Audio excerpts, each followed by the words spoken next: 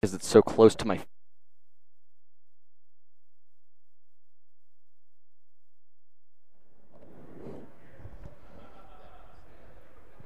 Hello and welcome to the quarterfinals of Grand Prix Denver. I'm Ben Swartz, joined here in the booth by Marshall Sutcliffe, and we've got Pat Cox on the left-hand side of your screen with his Jund deck facing off against Matthew Nass on the right-hand side of your screen with his Elves deck. He starts play with a Quirion Ranger. Quirion Ranger says you can return a forest you control to your hand and untap a creature you control. It's an elf, which goes with Matthew Nass's elf theme. It does indeed. So Matt's playing a theme deck. That's what you're tribal theme. He's playing an elf combo deck. Yeah, he is. So he's actually won one Grand Prix with an elf combo deck. That was Grand Prix Oakland back in 2010. All right, we're going to see a Thoughtseize from Pat Cox to lead things off. It's going to give us a good look at Matt Nass's hand. It starts off with a Verdant Catacombs. There's a Green Sun Zenith, a Windswept Heath, a Heritage Druid, and a Savannah. So Pat's going to make a note about those cards, and he's likely going to take. You think he's going to take the Green Sun Zenith or the Heritage Druid? You're going to notice that we're going to have to make sure that our voices don't carry too far, because there's fewer people in this building than there have been, and there's less ambient noise. And what that means is that they can sometimes hear us. So our voices are going to be a little bit down when we talk about the cards in hand. Ooh, Green Sun Zenith was taken by Pat Cox's Thoughtseize, but Matt peeled a Wirewood Symbiote. Okay. Straight off the top, Green Dryad is going to attack in for 1. That's going to drop Pat down to 17. 2 from the Thoughtseize, 1 from the Quirion Dryad. Post-combat, let's see what Matt wants to do. This is So Matt drew a choice. Wirewood Symbiote. Yeah. Earlier we were talking to Rashad. He's played this deck before, and he says it's probably the most powerful card in the deck. Wirewood Symbiote. Yeah, he's going to play both of his creatures, Heritage Druid and the freshly drawn Wirewood Symbiote. Mm-hmm. Now he's 2 elves of the way to making that Heritage Druid. Yeah, Heritage Druid says active. Tap 3 untapped elves you control. Put 3 green mana into your mana pool. They don't need to have be non-summoning sick. You can do it on the turn they come into play as long as you get 3 untapped elves. That's right. Wirewood Symbiote allows you to return an elf you control to your hand to untap a creature, which is very powerful because you can return elves that give you incremental value. It also protects your key elves from removal spells, and since Pat Cox is on Jund, you can certainly expect a bunch of removal spells from his side of the table.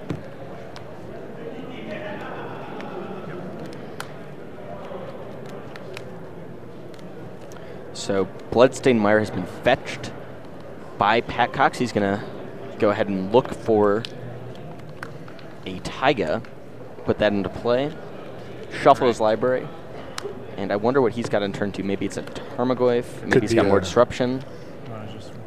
It does look like disruption here. No, it's actually a Deathrite Shaman. And a Lightning Bolt to get rid of that Wirewood Symbiote. Yep, he's got to target the symbiote, otherwise the other elf's just going to get returned, so it kind of...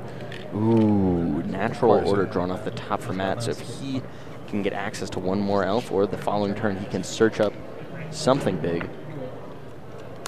That's a big card. Unfortunately for Matt, he has Progenitus in his sideboard. It's not in his main deck, so he can Natural Order for Progenitus games 2 and 3 against decks he'd like to. This certainly seems like one of them. Now, Pat Cox does have Liliana the Veil in the deck, so it's not like a single Progenitus is going to be enough, but Matt Nass's deck is certainly good at keeping multiple creatures on the table and making that less effective. All right, a Thoughtseize now. It looks like it's going to end up taking away the Natural Order. Matt puts it right into his graveyard because his only other card is a land which Thoughtseize cannot hit. What's that? So it's a Windswept Heath. And Bloodstained Mire gets cracked by Pat Cox. Now this is a key point in the game for Pat Cox. What does he have to follow up? Something like a Tarmogoyf to start getting pressure going is good. Something like a Dark Confidant to keep the cards flowing would also be great for him. Let's see what he has. Badlands. Badlands taps, and the Deathrite Shaman taps. He's going to play Liliana the Veil too, so he's going to get the Liliana in here, and he's just going to minus it. So he is just attritioning out Matt at this point. Pat Cox is just dealing with permanents 1 at a time, and he's got Matt all the way down to Quirion Ranger for his creatures, and just 1 card in the hand. He's going to get a Dryad Arbor, the 1/1 Forest Dryad. Interesting that you can fetch that up with one of your green fetch lands. That's what Matt does at end of turn to give him a second creature. We know that he's got Windswept Heath in hand, and he's got one fresh card here, and it looks like a Wirewood Symbiote. Not the worst card to draw, but certainly isn't going to get him out of the situation he's in, although it looks like he's going to take the Quirion Ranger and the Dryad and bash them both at Liliana, make sure she's dead. Now, thanks to those two Thoughtseize, Pat's already at 12 life. Actually, one at Pat and one at Liliana, yep. But he does have that Deathrite Shaman to start gaining some life back if he needs to. So it's not over yet. Not even anywhere close. It's not even close. Matt Nass he's got a few draw steps before he's going to be facing real pressure here, but doesn't have a lot going on. He's got 3 creatures on board, but no, he's kind of got his enablers, but nothing to really take advantage of him yet. He needs an Elvish Visionary of sorts. All right, and again, Liliana of the Veil is going to come down and make Matt sacrifice a creature. Pat is just going to keep on saying, I don't care what it is, get it off the table. Any target he has for anything he's going to use, and here's Liliana saying, sacrifice something. The Dryad Arbor seems like a reasonable target here, as the other two have a lot more utility going deeper into the game. It looks like Matt's thinking about it here. Yeah, probably the Dryad Arbor here, unless Matt's given up on the Elves. Comboing out here. If he's hoping to draw a natural order, maybe it makes sense to hold on to the Dryad Arbor so he's a 4th land. Well, he's going to sack that Quirion Ranger. And Deathrite Shaman's going to tap for a mana and play Grim Lavamancer. Wow. That's huge. Jeez, and this is game 1 here, so, the Grim Lavamancer out of the board would have been amazing, but main deck is even better. At this point, Matt is going to have a hard time keeping any creatures on the board. Once that Wirewood Symbiote is gone, that's just going to be a heyday for Grim Lavamancer. So Matt goes and gets a Bayou from the Windswept Heath. He'll untap with 4 mana at his disposal and see if maybe he can get a natural order or something. He really does need something. One of the other downsides to letting the Quirion Ranger die was that if he draws Glimpse of Nature, then he can't bounce it with the Wirewood Symbiote and draw a card with it. Sure. So now Matt's going to swing both of his creatures at Liliana. Pat's just going to let Liliana die. There's no reason to trade off the Grim Lavamancer there. No, that Grim Lavamancer just gives him so much utility going down the stretch here. Basically able to kill anything that Matt Nass can do. He can even take out the Dryad Arbor if he wants here. He's going to start with a Thoughtseize, though. It's going to knock Pat down, and it's a Glimpse of Nature from Matt, but he just didn't have anything to do with it. And Pat Cox, again, has just ground Matt down to just 2 creatures on the table. One of them is sort of a land. All right, so the Symbiote's going to bite it. So 1 creature left, no cards in hand for the Elves player. And Pat Cox plays a Sylvan Library, and that is going to dig him to what he needs. Pat is in a fantastic situation here. I mean, Matt's going to keep attacking in with his Dryad Arbor, dropping Pat down to 9 here, but you got to imagine that with that Sylvan Library, with the Deathrite Shaman, with the Grim Lavamancer, there's very little chance for Matt to come back into this game, especially with no cards in hand. Yeah, Pat Cox has done with his Jund deck exactly what Jund deck is designed to do, right? It's designed to deplete your resources, certainly your creatures, and then it's going to have some way to generate card advantage to get ahead of you. Bloodbraid Elf, Dark Confidant, and you can also see even a Sylvan Library as a way that you can get some card advantage back again, where Matt's deck doesn't have too many ways to get card advantage unless it's in a big burst off of a card like Glimpse of Nature, or if he manages to get a Regal Force in play. Yeah, I don't know what Matt's going to be praying for here on his next draw. Is this going to be a Bloodbraid Elf? It is indeed. Oof. He already knows what that card is. It's another Deathrite Shaman, which really is fantastic here. I mean, this can keep Pat Cox's life total at a reasonable level, and it also can just start working on Matt Nass's life total. So Pat Cox decides to use his Grim Lavamancer to take out the Dryad Arbor before attacks, just not even let him block and get in there for 3. Yeah, I think that Matt's pretty much dead here. He's going to play a Morph, which we know has got to be Birchlaw Rangers. It's Birchlaw Rangers, yeah. But it can currently trade with the Bloodbraid Elf, although... Yeah, but I mean, Pat's just going to use he's just the Grim Lavamancer. Yeah, so I think this game is as good as done here. Let's see what Pat shows Matt down the stretch here, just in case Matt has any differences. He probably has a pretty good idea of what he's up against, but more information is always better. Okay, so Pat's going to put 2 back thanks to that Sylvan Library. play another Bloodbraid Elf, which will cascade into Liliana of the Veil. And Matt's seen the writing on the wall. He's going to concede, and Pat Cox takes the first game here. Yeah, Matt does need to show that morph, or else he gets a game loss. Is that right? Yeah. If he doesn't show the morph at the end of the game, it's assumed that he was maybe not telling the truth about what card it was. I see. That it could have been a card that wasn't even in his deck. Yeah. Or, I mean, didn't have morph. So there you see the top 8. On the other feature match, you see Josh Ravitz. Josh Ravitz is playing against Daniel Signorini. Josh is on a Jund deck similar to Pat's. And Daniel Signorini is on the lone bug deck in the top 8. The rest of the top 8's rounded out by Ryan Pesch. He's playing against Andrew Olschlager. Ryan Pesch is playing Rug Delver. Andrew is playing the Rest in Peace Counterbalance top deck.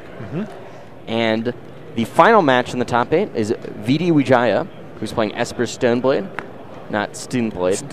And he's playing against Donnie Peck, who's on Esper Stoneblade as well. A little Esper Stoneblade mirror match. So the winner of the match we're watching, Pat Cox versus Matt Nass, will face off against the winner of Ryan Pesch versus Andrew Olschlager. Daniel Signorini and Josh Ravitz, the winner of that match, will play against the winner of the Esper Stoneblade mirror match, VD Wijaya or Donnie Peck. And then the winners of those matches will play in the finals to crown Grand Prix Denver champion. So, as we said earlier, Matt Nass already has a top 8, a win, in fact, with an Elves deck. That's right. At Grand Prix Oakland 2010 and extended.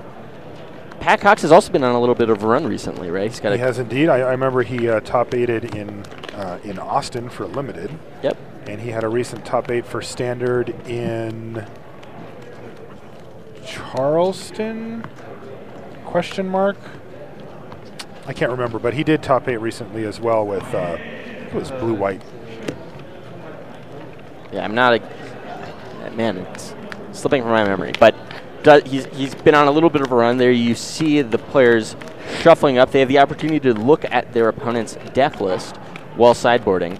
They don't want to give any favor to Hey, look, we're somebody going to give you the opportunity to look at the deck list as well. So if you look at Matt Nass's deck, you can see there's a few key cards. There's a Crater Hoof Behemoth, a Regal Force there in the main deck.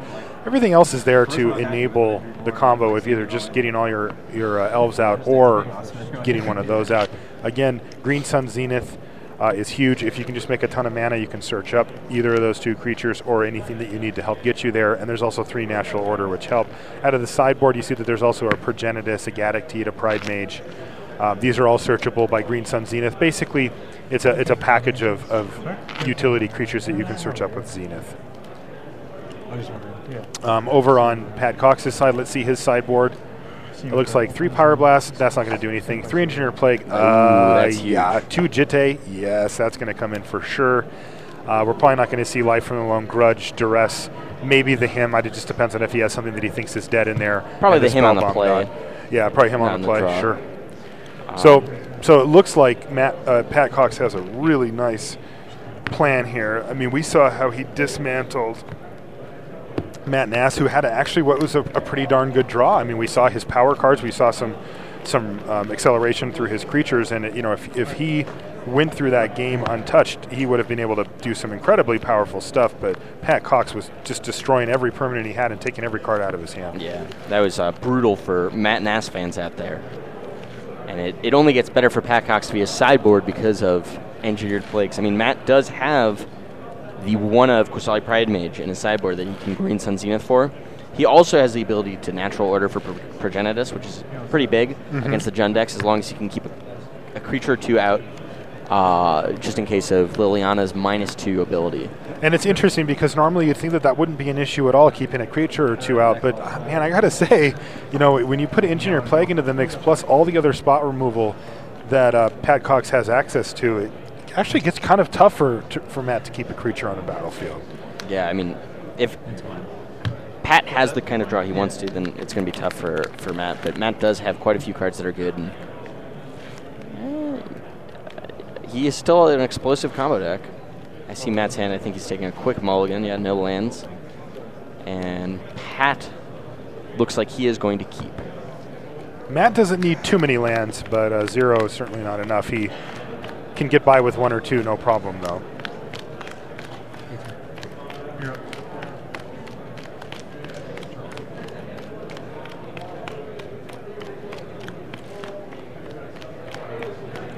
So players are getting ready for their second game here. He's Daniel. You won first. A lot on the line, I think, at least for Matt Nass. I do not believe that he is qualified for Pro Tour Gate. Oh, is that right? Okay. And the winner of this match will be qualified. I believe Pat is qualified from his status. Okay. Yeah, so tons on the line here to try to make it to this top 4. And tons on the line for everybody else who's battling for their Pro Tour qualification.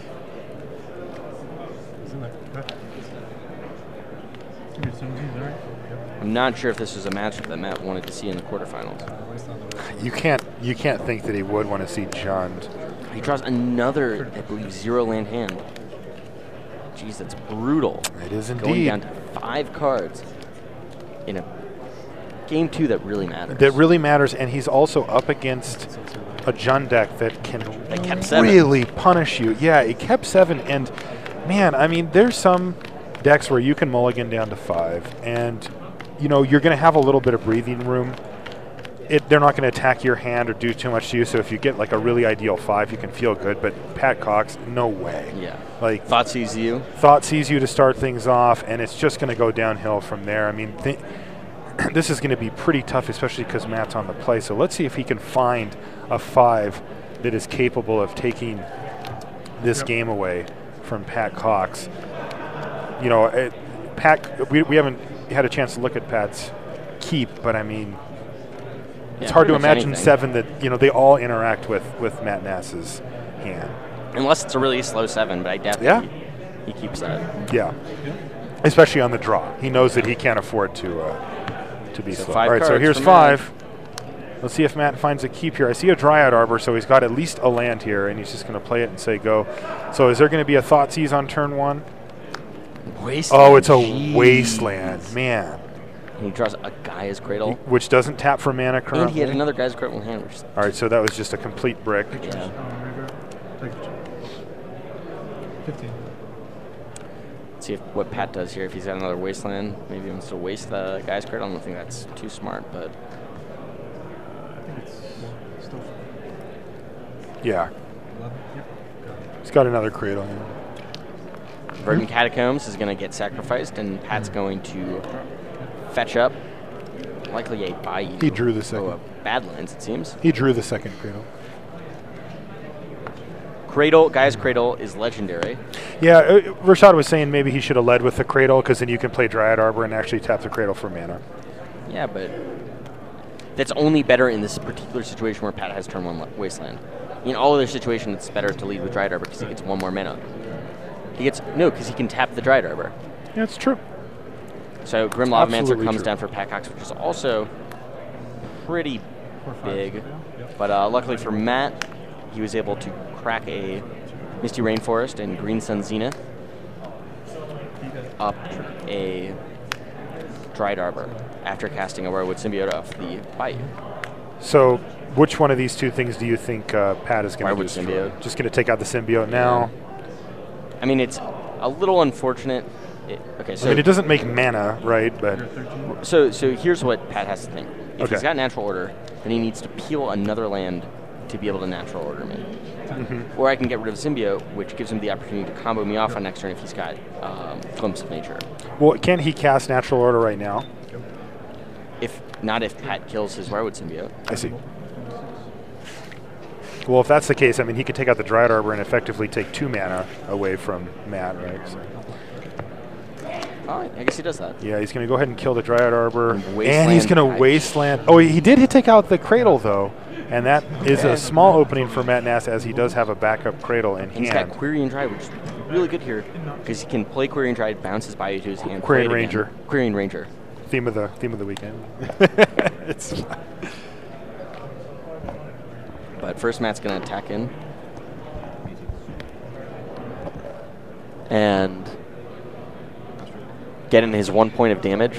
No, they're going to get through. Insect beatdown here from Matt Nass. Let's see what he has for this turn. We know he's got a Cradle in hand. This is interesting because I think, traditionally the Elves deck isn't that susceptible to Wasteland, but it's actually just gotten 2 pretty reasonable targets this game. Gaia's Cradle is going to tap for mana, put Quirion Ranger into play. Now, Pat only has one card in his graveyard at the moment, so that Grim Lavamancer is not active yet. He also still just has the one land in play. So now, Pat, if he wants to use that Grim Lavamancer, he needs to put a card in his graveyard, and it's very likely he wants to use it on the symbiote. But he doesn't. So he cannot activate his Grim Lavamancer this turn. Do you think he could have attacked there? He still doesn't want to give it up, right? Going long game. Yeah, I mean, also, that Lavamancer is just so good for him. Matt now has natural order to go get Progenitus. He's 1 mana shortest. No, he's got exact mana, because he can tap his Bayou and bounce it to his hand. That's right, because it is a forest, so yep. So let's see if Matt can pull this one out. He's mulliganed to 5. He was on the play. And fetch up a Progenitus, but if Pat has a 3rd mana source and a Liliana, that can force Matt to sacrifice the Progenitus that he gets off in natural order. So Matt's thinking through his options. He does have 4 mana if he has the natural order to cast it and go get Progenitus if he sideboarded Progenitus. So if he does that, he'll have Progenitus and one other creature left? Yes. Okay. So Liliana wouldn't do it yet. But Lavamancer's not active. Yeah, all right, there's Progenitus. All right, so this is a big play for Matt Nass. And let's see what Pat Cox can do about it. Can Matt Nass actually steal this game from Pat Cox? Mulliganing to 5, but getting natural order through here. He has Progenitus. It's a 2-turn clock. Yep, 10/10 protection from everything. Which sounds like you're joking. No, actually, it's what actually says on the card. Says on the card. That is rules text there, folks.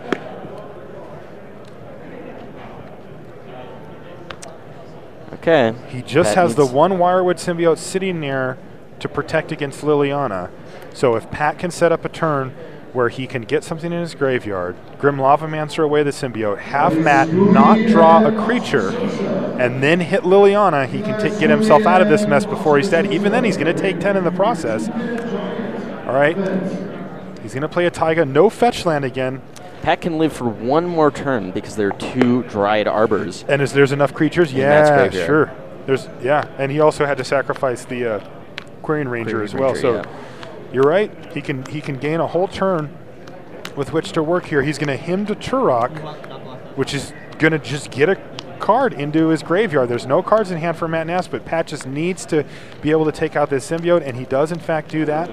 All right, so the symbiote's down, and he's going to tap it to remove those 2, and he's going to play an Umazawa's Jitte here. Again, another source of life gain and potentially a big hitter, but Matt Nass seems like he just has one plan here, right? Yeah, I think he has a Birchlaw Rangers in his hand. Wants to figure out if he should play it. He certainly is going to be aware. He's going to play it as a morph. He is, all right, because that's going to take a couple of counters off Jitte to kill. It's the same thing as far as the Lavamancer goes, though, as if it were just a 1/1 Birchlaw Rangers. So this is really tight right now. Pat Cox is at 8 life. Facing down a 10/10. There are 2 creatures in Matt Nass's yard. Also, the Jitte should be active this turn if he wanted that to happen. So Pat Cox can certainly extend his clock for another turn. But right now, Matt Nass is at 19, and Pat Cox just isn't pressuring him.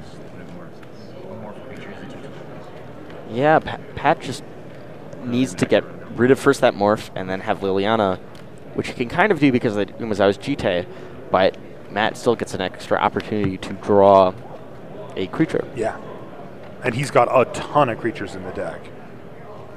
Elves is almost entirely creatures, so... I'm sure Pat was, licking his chops when Matt mulliganed down to 5. Yeah, and he got to wasteland 2 of his lands.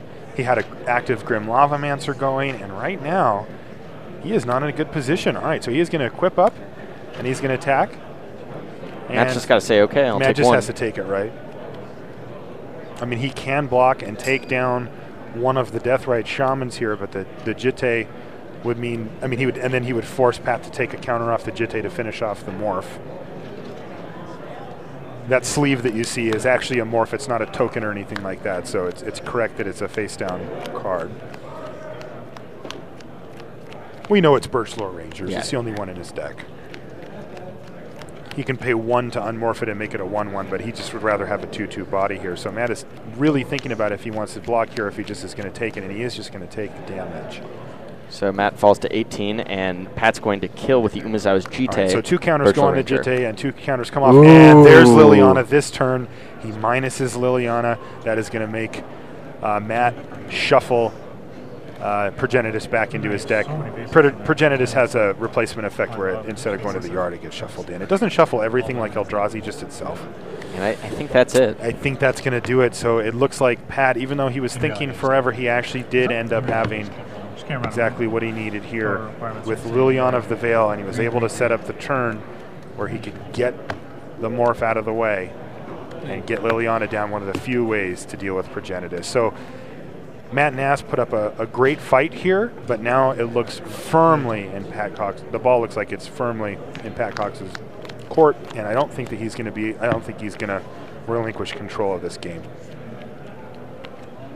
He's got 1 card in hand. Looks a little nervous there. He's going to play a Bloodbraid Elf. An absolutely ideal draw right into another, really a very solid draw with a Dark Confidant. Pat is at 8, and he certainly has the ability to gain a bunch of life from his Deathrite Shaman, so it's not like he's dead. And, you know, Matt just says, I'm just going to go ahead and concede. So that's the Pat match. Cox is going to advance in this particular match right past Matthew Nass. Another top 8 for him, a great solid finish with his Elves deck, but he just couldn't quite put it together. The mulligan to 5 on the play was brutal. He still made a game of it by getting a Progenitus in play. It was starting to look good, but he's gone. All right, so we're going to flip over to our other match. We've got Josh Ravitz on the right side of the screen there. He is playing Jund. This is game 3. He's this playing is the beginning of game 3? All right, so we're just coming in for the game 3 here. Daniel Signorini, who's on the bug deck, the lone bug deck in the top 8. And it looks like the aggressive version is the one that made it to the top 8 here. You can see that he is led off with a Delver of Secrets, and that is facing down Josh Ravitz and his Deathrite Shaman. Like, instead of playing a second die, I just fetch for Dryad Arbor, and I can cast that when I draw it. Right. So I go like 2 mana. Perfect start for both decks here with the Deathrite Shaman and this Delver, respectively. And Josh is going to slam down a Tarmogoyf on his turn, but Abrupt Decay from the top. Wow. Gets an Insectile Aberration. That is a fantastic card to turn over as well, as it's going to take a lot of the pressure away. Right now, Tarmogoyf's only a 1/2, so it's not a huge deal. But yeah, he's actually just going to use it to take out the Deathrite Shaman here. Okay. And that is going to actually make the Tarmogoyf a 3/4, but it looks like Daniel is not worried about that at all, as he just bashed in there. Josh is going to draw. He's got the ability to Maelstrom Pulse if he wants the Insectile Aberration. And instead, he's just going to play Liliana the Veil and force Daniel to sacrifice it, attack him for 3. 3. Mm-hmm. Instant land Creature instant. and creature. 60. Good. So Tarmogoyf is a 3/4. And pass it back to Daniel. Daniel's sitting on some amount of life. We'll get those life totals correctly updated for you guys just momentarily. Yeah, those are from the other one. Creeping Tar Pit for Daniel. And he's going to pay 2 mana and cast what seems to be a Tarmogoyf, maybe an Abrupt Decay on the Liliana. No, Sinkhole. A Sinkhole? You haven't seen that. All right, so this is a very disruptive version of the Bug Delver list here. Going Sinkhole up against John. Destroys target land. Yep, for just 2 mana. black. Yep, 2 mana. Cheapest way to get that done. As we can see that Josh has drawn another Badlands, however, so I don't think this is going to hold him back too far. He's going to first use Liliana to go up. Forcing both players to discard a card. Uh-huh. Daniel seems to want to discard a Tarmogoyf. And it looks like maybe a Bloodstained Mire here for Josh. He's in the tank, though. He's thinking it out. All right. They both have it. It is, in fact, a Tarmogoyf. That's an interesting card to discard. Tarmogoyf's going to get in there for what's now 4 because of the sorcery from Sinkhole. That's right. And then post-combat, Josh is going to play a second Deathrite Shaman. All right, so he's got Liliana on 2. He's got a Tarmogoyf that's battling for 4, and he's got an active Deathrite Shaman when he comes to untap things are looking pretty good for Josh Ravitz. Let's see what Daniel has in store for this game. He's got 4 mana, or for this turn, he's got 4 mana available. He can also take down Liliana if he wants with his Creeping Tar Pit, if he wants to activate that, although that would basically take up his entire turn. He would be facing, quite a bit of damage on the backswing here. So yeah, Creeping Tar Pit's going to take out Liliana, but Liliana is also going to pump up the Tarmogoyf, making it a 5-power creature. Yeah, 5/6 now is getting quite big, and especially when you look at Daniel Signorini, his life total is only 11. Yeah, so 5 is going to put him down to 6, and he's going to be dead on the following turn because of Deathrite Shaman. Josh Ravitz has a Bloodbraid Elf in hand. I don't know if he happens to have. Well, he's 4th mana because of Deathrite Shaman. Yeah, so there we go. So Bloodbraid Elf into Umezawa's Jitte. It just enters the battlefield. It's not equipped to anything, but he's going to hit him for 8, and he's setting up.